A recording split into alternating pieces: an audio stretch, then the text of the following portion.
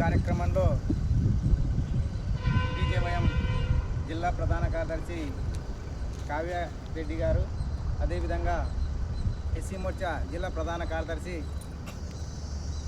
గణేష్ గారు, అదేవిధంగా మాజీ బీజేపీ జిల్లా ప్రధాన కార్యదర్శి ఆర్మీ రామయ్య గారు, సుమాజీ గారు, బీజేపీ నాయకులు లక్ష్మీనారాయణ గారు, నవీన్ గారు తదితరులు పాల్గొన్నారు.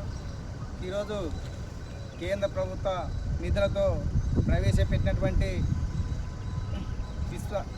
కేంద్రీయ విద్యాలయాలను సందర్శించి ఈ కేంద్రీయ విద్యాలయాలు కేంద్రము బడుగు బలహీన వర్గాలకి ప్రవేశపెట్టింది. బడుగు బలహీన వర్గాల్లో పేదలైనటువంటి కొంతమంది